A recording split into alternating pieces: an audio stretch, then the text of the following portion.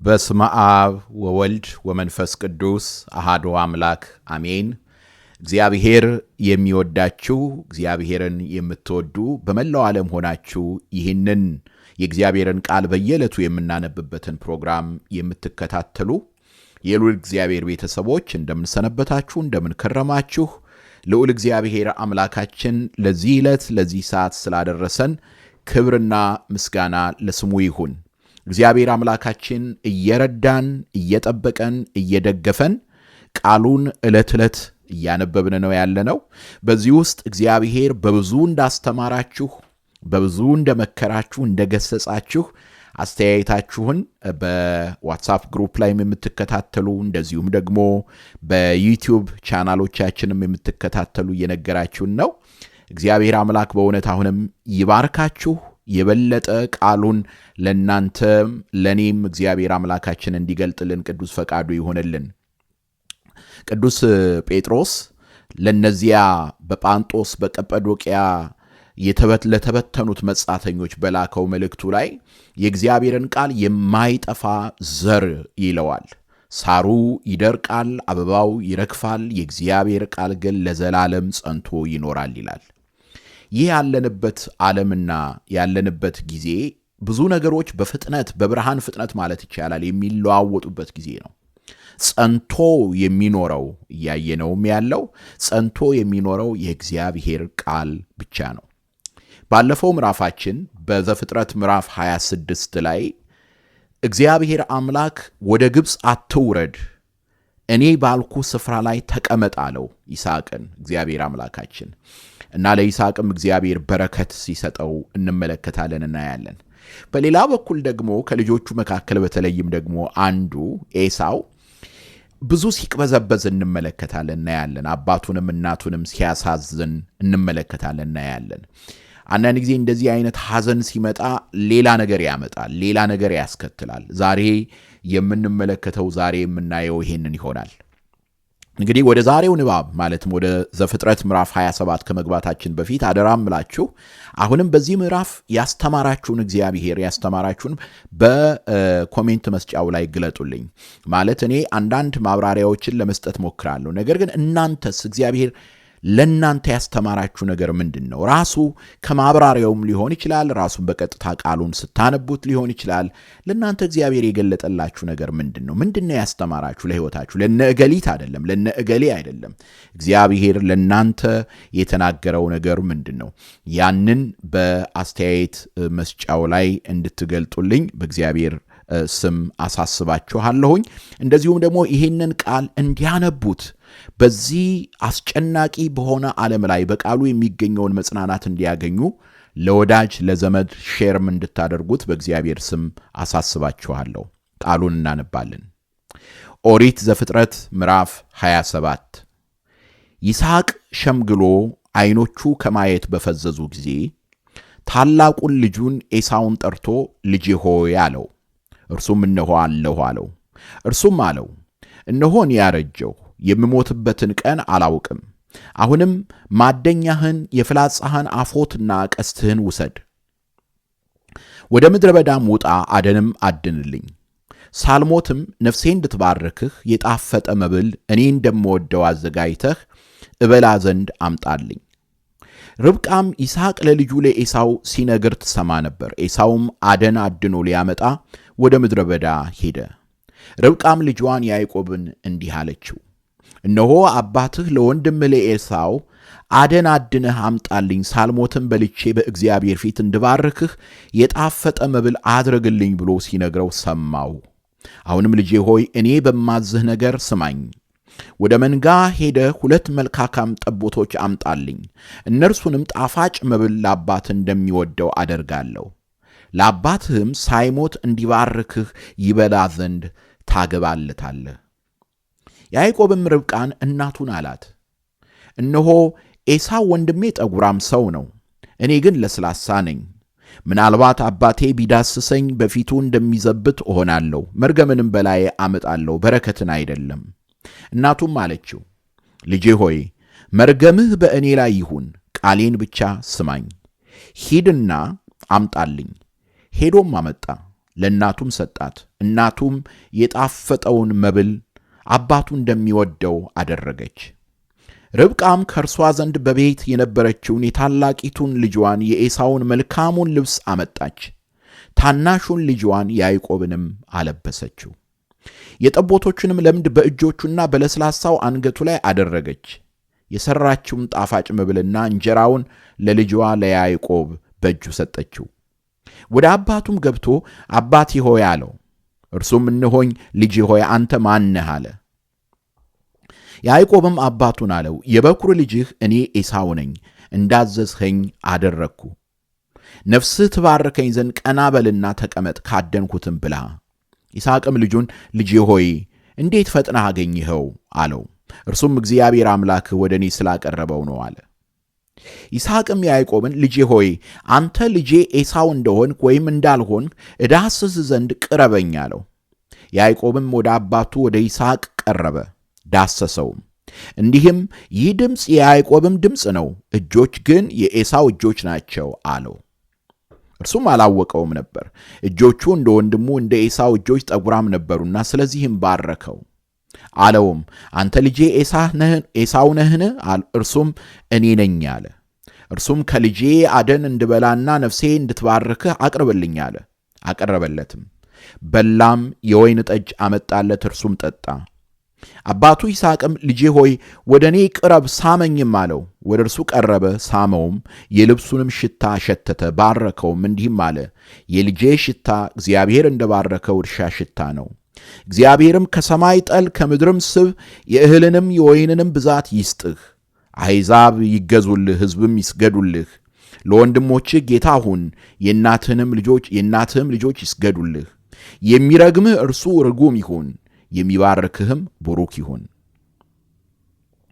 ይስሐቅም ያዕቆብን ባርኮ ከፈጸመ በኋላ ያዕቆብም ከአባቱ ከይስሐቅ ፊት ከወጣ በኋላ ወዲያው በዚያው ጊዜ ኤሳው ከአደኑ መጥቶ ገባ። እርሱም ደግሞ ጣፋጭ መብል አዘጋጀ፣ ለአባቱም አገባ። አባቱንም አባቴ ይነሳ፣ ነፍስህም ትባርከኝ ዘንድ ከልጁ አደን ይብላ አለው። አባቱ ይስሐቅም አንተ ማን ነህ አለው። እርሱም እኔ በኵር ልጅህ ኤሳው ነኝ አለው። ይስሐቅም እጅግ ደነገጠ፣ እንዲህም አለ፣ ያደነውን አደን ወደ እኔ ያመጣ ማን ነው? አንተ ሳትመጣም ከሁሉ በላው፣ ባረኩትም፣ እርሱም የተባረከ ሆኖ ይኖራል። ኤሳውም የአባቱን ቃል በሰማ ጊዜ ታላቅ እጅግም መራራ ጩኸት ጮኸ።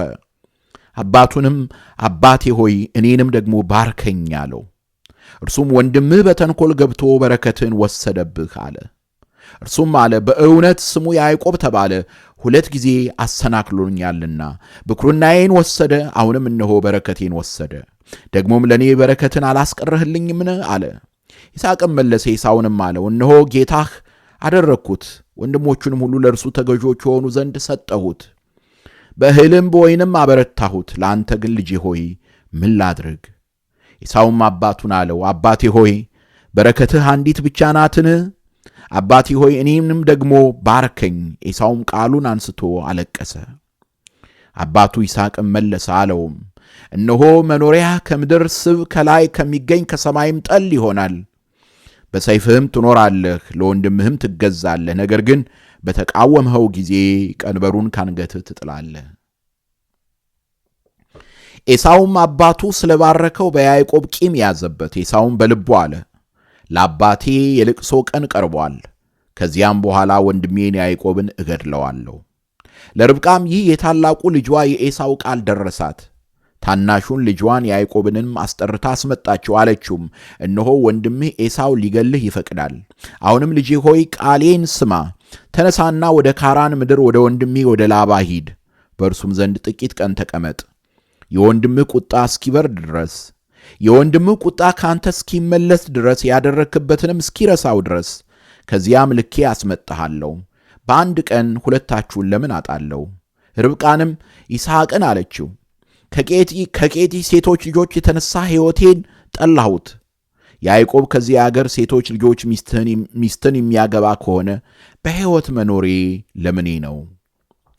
በፍጡር የሚያመልክ የተረገመ ነው። እግዚአብሔር አምላክ ስለ ቃሉ የተመሰገነ ይሁን።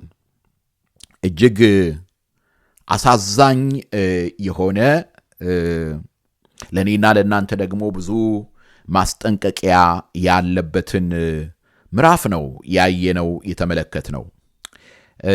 አባቶቻችን ይሄንን ክፍል ሲያነቡ ብዙ ነገር በውስጡ አስተውለዋል፣ ተመልክተዋል። 3፣ 4፣ 5 ነገሮችን ቶሎ ብዬ ለማንሳት ፈልጋለሁ። የመጀመሪያው አንደኛው አይታችሁ ከሆነ በዚህ ምዕራፍ ላይ የምንመለከተው ነገር ራሱ ይስሐቅም ዘንድ ርብቃም ዘንድ የምንመለከታቸው ነገሮች አሉ እና ያንን ስንመለከት የይስሐቅ መታወር ራሱ አይኖቹ ታውረው ነበር ብሎ ነው የሚጀምርልን ራሱ ምዕራፉና የይስሐቅ መታወር የመንፈሳዊ እውርነት ምሳሌ ሆኖ በአባቶች ትርጓሜ ላይ ተጠቅሶ ሁሉ እናገኛለን። ማለት አንዳንድ ጊዜ በተለያየ መንገድ መንፈሳዊ እይታችንን ስናጣ የምንወስዳቸው አንዳንድ እርምጃዎች አሉ እና ይስሐቅም ዘንድ አይታችሁ ከሆነ አድሎ ታያላችሁ። ኋላም እንደምንመለከተው ርብቃም ዘንድ አድሎ እንመለከታለን። ይስሐቅ ወደ ኤሳው ሲያደላ እንመለከታለን። ርብቃ ደግሞ ወደ ያዕቆብ ስታደላ እንመለከታለን እናያለን።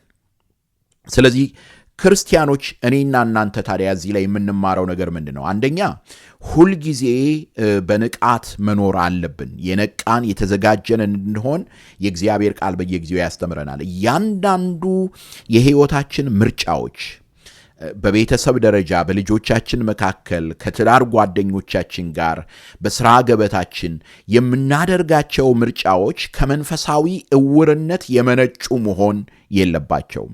ይልቁንም መንፈሳዊ ዝግጅት ያለባቸው፣ መንፈሳዊ መለየት ስፒሪቹዋል ዲሰርንመንት የምንለው ያ መንፈሳዊ ማስተዋል ያለባቸው መሆን አለባቸው። ያንን የሚያደርግልን ምንድን ነው?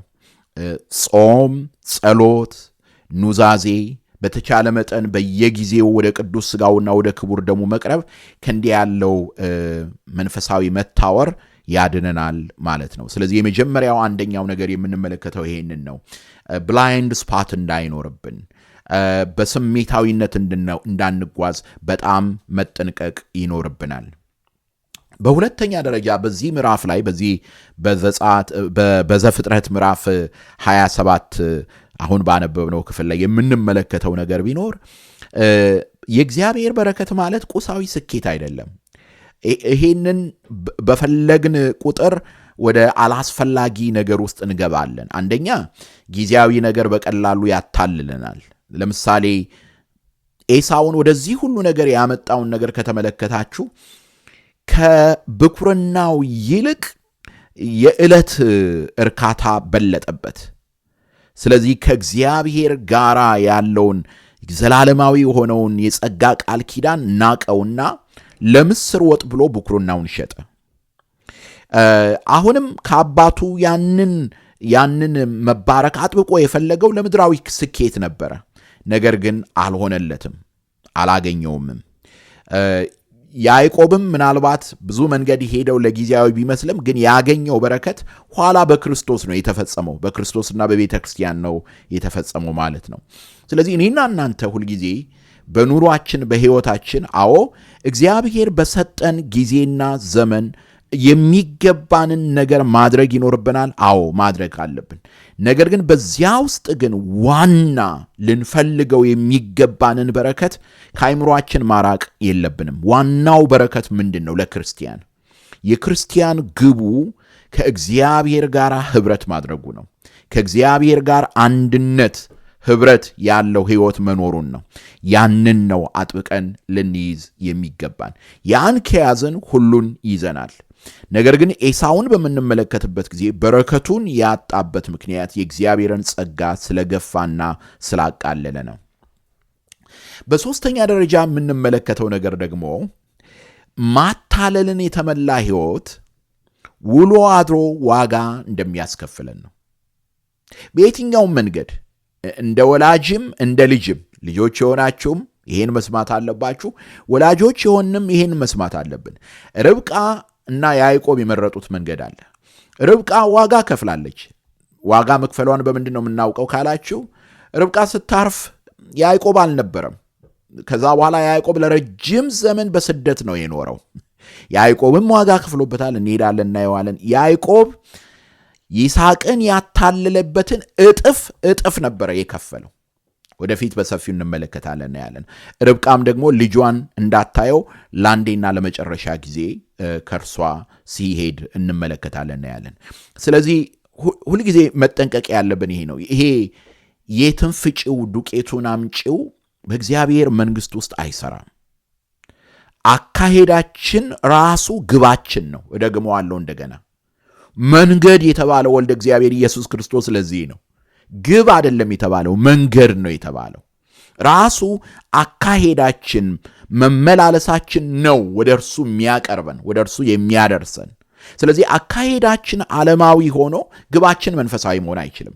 አካሄዳችን ከእግዚአብሔር ፈቃድ ውጭ ሆኖ ወደ እግዚአብሔር ወደ አምላካችን መቅረብ አንችልም። ቅዱስ ኤፍሬም ሶርያዊ ይሄንን አስመልክቶ የተናገረው ነገር አለ። ሁልጊዜ የሰዎች ብልጠት፣ የሰዎች ማታለል ባለበት ስፍራ ላይ ሁልጊዜ ሐዘንና መለያየት አለ። ስለዚህ ያዕቆብ የሄደበት መንገድ፣ ርብቃ የሄደችበት መንገድ ይኸውና ለመለያየትና ለስደት ሲዳርግ እንመለከታለን እናያለን። ነገር ግን በዚህ ከባድ በሆነ ነገር ውስጥ ግን አንድ ነገር ታያላችሁ። ይሄ ወደ አራተኛው ነጥብ ያመጣኛል እና ምናልባትም የመጨረሻው ሊሆን ይችላል። ያ ምንድን ነው? ምንም እንኳን ሰዎች በድካም የሚያደርጉት ነገር ቢሆንም እግዚአብሔር የሰዎችን ድካም መለወጥ የሚችል አምላክ ነው። እግዚአብሔር የሰዎችን ድካም መቀየር የሚችል አምላክ ነው። ያዕቆብ በማታለል መንገድ ሄዷል። ስላታለለበት መንገድ ዋጋ ከፍሏል። እግዚአብሔር ግን ያንን ድካሙን በጸጋው ሲሸፍነው እንመለከታለን እናያለን። ስለዚህ ምን ለማለት ፈልጌ ነው? ምናልባት ያለፈ የህይወት ምርጫችሁን አይታችሁ፣ ያለፈ የህይወት እርምጃችሁን አይታችሁ ከእግዚአብሔር በረከት ማገኛ አይመስለኝም፣ እግዚአብሔር አይመለከተኝም፣ እግዚአብሔር አያየኝም የምትሉ ሰዎች እንዳትኖሩ ይሄ ታሪክ ያስተምረናል። ለምን? ምክንያቱም የእግዚአብሔር ጸጋ ከሰው ድካም በላይ የሚበልጥ ነው። ከሰው ድካም ይልቅ የሚበረታ ነው። ስለዚህ ነው ብዙ ጊዜ ቅዱሳን አባቶቻችን በትርጓሜያቸው በድርሳናቸው ሲናገሩ እንደምናየው ቤተ ክርስቲያን የፍጹማን ስብስብ አይደለችም። የያዕቆብንም ታሪክ የይስሐቅንም ታሪክ ስንመለከት፣ የአብርሃምንም ታሪክ ስንመለከት የምናየው ነገር ቢኖር ይሄ ነው። የእግዚአብሔር ሕዝብ ጉባኤን ስንመለከት ፐርፌክት የሆኑ ሰዎች ስብስብ አይደለችም። የበሽተኞች ሆስፒታል ናት ያቺ ጉባኤ። ስለዚህ እኔና እናንተም የተሳሳተ የህይወት ምርጫ የመረጥንባቸው የህይወት እርምጃዎች አሉን። አዎ፣ እግዚአብሔር ግን ያንን መቀየር የሚችል አምላክ ነው። ነገር ግን ዛሬ በመንገዳችሁ ያላችሁ ደግሞ ማስጠንቀቂያ እንዳለን ማወቅ አለብን። ይሄን ተናግሬ ልደምድም። ይሄ ማስጠንቀቂያው ምንድን ነው? ከመንፈሳዊ ግዴለሽነት መጠበቅ እንዳለብን ነው። እግዚአብሔር ይቅር ይለኛል፣ እግዚአብሔር ነገ የንስሐ ዕድል ይሰጠኛል ብለን ዛሬ እግዚአብሔር የሰጠንን ዕድል በቀላሉ ስንገፋ እንዳንገኝ። ትዳር ሊሆን ይችላል፣ ልጆች ሊሆኑ ይችላሉ፣ ጤና ሊሆን ይችላል፣ ዕድሜ ሊሆን ይችላል፣ ጊዜ ሊሆን ይችላል። ዛሬ እግዚአብሔር ጊዜ ሰጥቶናል። ዛሬ እግዚአብሔር ዕድል ሰጥቶናል። የሥራ መስክ ሊሆን ይችላል። በእያንዳንዱ ነገር እግዚአብሔር በሰጠን ዕድል እንጠቀምበት። ኤሳው በዚህ ያስተምረናል።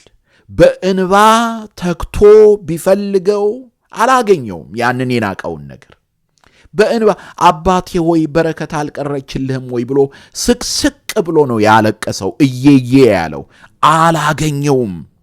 አላገኘውም። ስለዚህ መንፈሳዊ ግዴለሽነት እንዳይኖርብን መጠንቀቅ አለብን። በጣም መጠንቀቅ አለብን። እዚህ ዕብራውያን ምዕራፍ 12 ላይ የሚነግረን ይሄን ነው። ማንም መራራ ስር በውስጡ እንዳያድግ ይጠንቀቅ ይለናል ሐዋርያው። ምክንያቱም ያችን የንስሐ ጊዜ የመመለስ ጊዜ ኤሳው በእንባ ተግቶ ቢፈልግ አላገኘውም። እዚህ በሀገር አሜሪካም በኢትዮጵያም ብዙ ምሳሌ ማስቀመጥ እንችላለን። ብዙ ሰዎችን አይቻለሁኝ እያሉ ያችን ጊዜ ፈልገው ያላገኟት ብዙ ሰዎችን አይቻለሁ፣ ተመልክቻለሁ። ስለዚህ ዛሬ የመዳናችን ቀን እንደሆነ ማሰብ አለብን። ዛሬ እግዚአብሔር የሚከብርበትን ሥራ የምንሰራበት ጊዜ መሆኑን ማወቅ አለብን። የመዳን ቀን ዛሬ ነው። እግዚአብሔር የሚወደው የተወደደች ቀን፣ ሕሪት የተባለች የተመረጠች ቀን ዛሬ ናት። ዛሬ ተብሎ ሲጠራ እግዚአብሔር በሰጠን ቤተሰብ ውስጥ እግዚአብሔር እንዲከብርበት እናድርግ። ዛሬ ተብሎ ሲጠራ እግዚአብሔር በሰጠን ጤና፣ ጊዜ፣ ሀብት፣ ንብረት ሁሉ እግዚአብሔር እንዲከብርበት እናድርግ። እግዚአብሔር አምላክ ሁላችንንም በእውነት እንዲረዳን፣ ወደ በረከቱ እንዲያቀርበን፣ የሰጠንንም ጸጋ እንድናስተውልና በምስጋና እርሱ የሚከብርበት እንድናደርግ እንዲረዳን ቅዱስ ፈቃዱ ይሁንልን። ያስተማረን የመከረን የአባቶቻችን አምላክ ስሙ ከዘላለም እስከ ዘላለም ይክበር ይመስገን። እግዚአብሔር ከእናንተ ጋር ይሁን። በእውነት አሁንም ቃሉን በመስማት ቃሉን በማድረግ በቃሉ በመኖር ወንድማችንን እህታችንን ይቅር በማለት ለንስሐ ሕይወታችንን በማዘጋጀት በቅዱስ ቁርባን ሕይወታችንን በማስጌጥ የበለጠ እርሱ የሚከብርበት ሕይወት እንዲኖረን እግዚአብሔር ይርዳን።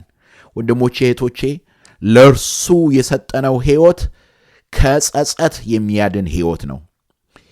ለእርሱ የሰጠነው ሕይወት ከቁጭት የሚያድን ሕይወት ነው። የኤሳው ሕይወት ማስጠንቀቂያ ይሁነን። እግዚአብሔር ከእናንተ ጋር ይሁን። አሜን።